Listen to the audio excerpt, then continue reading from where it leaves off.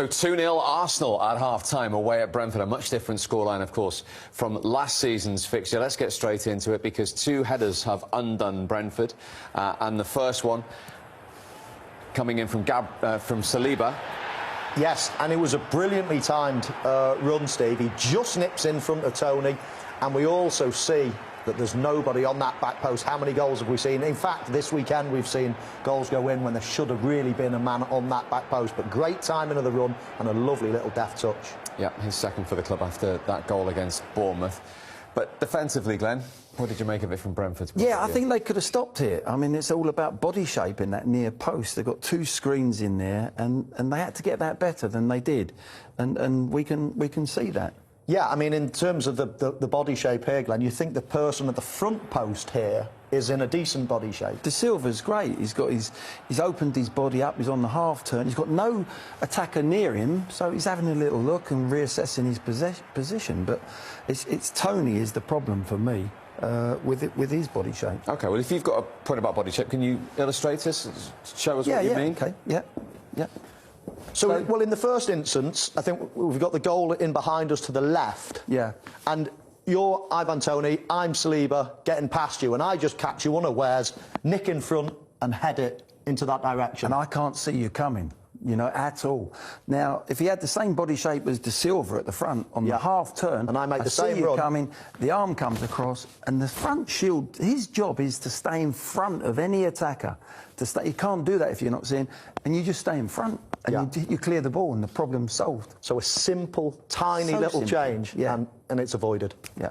Fascinating. Well, I'll come back over because obviously Gabriel Jesus then made it 2-0. 4 Premier League goals already for Gabriel Jesus. Took him 24 matches last season to reach that total for Manchester City. This was all about the ball from Granit Xhaka. It was a lovely ball, Steve. I know we think this probably could have been prevented as well, but he just ghosts into that position. Xhaka's got some, hasn't he? He's got some real ability to play this ball in.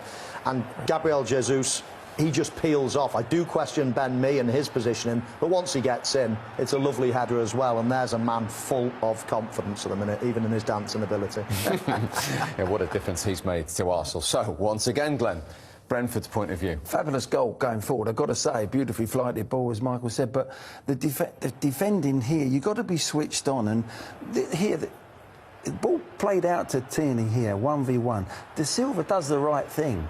So you can't leave your man 1v1 with that space in behind as well. So he comes and gives him the natural cover very quickly, but it's the other players that then in midfield areas that have got to go with him.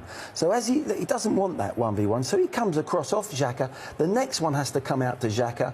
Xhaka's got too much spare, and you might actually even think then he slides on if there's any danger there, and you leave that player spare because he's not going to hurt you. So that should happen quicker? Much quicker. As soon as he sees De Silva going over to give his mate cover, he's got to be on the next engagement and he's got to get his head down. And then that? Yeah, exactly. And then there's your less dangerous player. And as that ball comes in there, he's got time to look up, set it, doesn't get tight enough, and that is when the movement, the eye contact between Jesus and Xhaka is beautiful. It's a great header, but you've spotted something with me as well, haven't you? Yeah, I'm just going to rewind that slightly as well, Glenn, because I totally accept what you're saying, but I really, for the life of me, can't understand Ben Mee in this position here. I don't know where he goes. I think he's absolutely in a fine position. He's blocking it, and all of a sudden he makes this decision, probably to play offside or to squeeze the play. Yeah. And Jesus just runs into his area. I think Ben Mee's absolutely spot on if he gives a communication. Yeah. Step up. And then your mate comes up with you and you leave Jesus offside. But he's just done it off his own back. He's gone on, and you can't do that in that split second. The ball's nearly off Xhaka's foot. It's too late.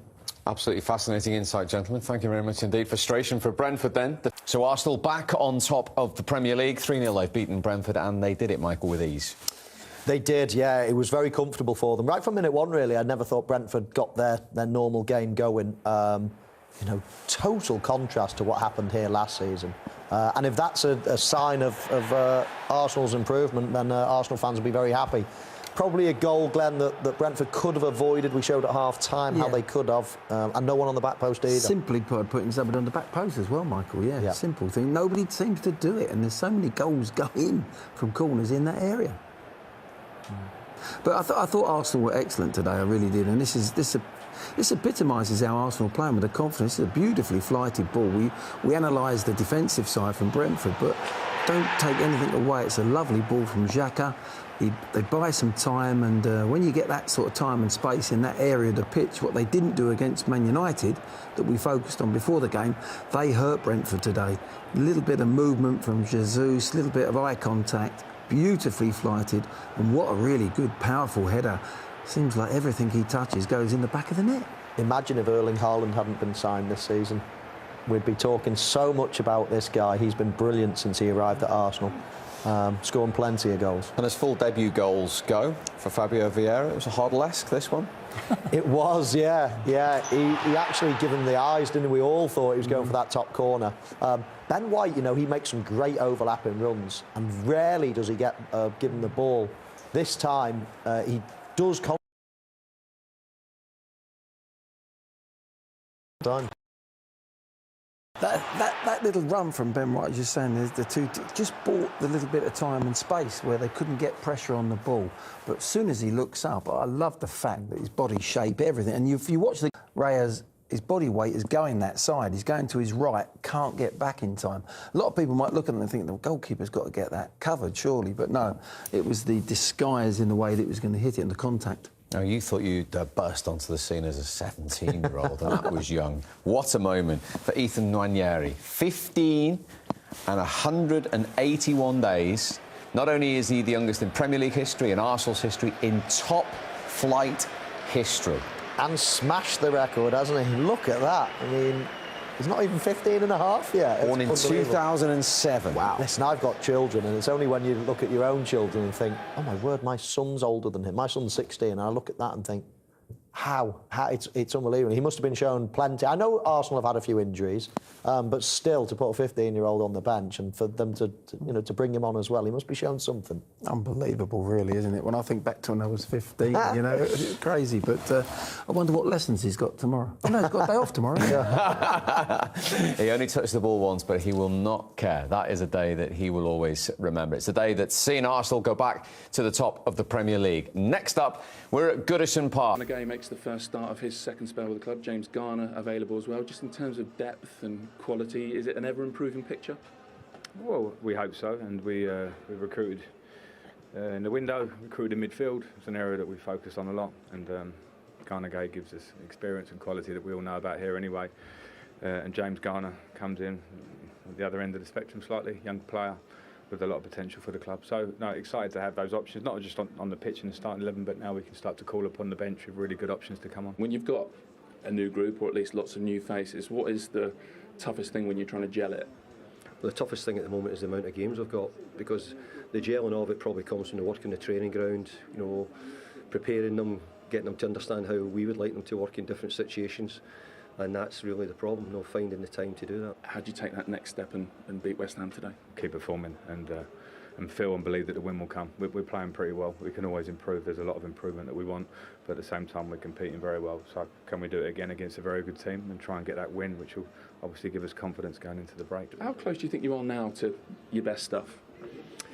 I hope it's close, because we're showing some signs in recent games. You know, we won away at Villa, we had a good result against Tottenham, we played quite well, and Chelsea as well. So coupled in between that, we've had 3 or 4 good results in Europe. So we're getting closer, but I don't know if we've quite got the rhythm which we had at times last season and the season before. But it takes a little bit of time to get that to work.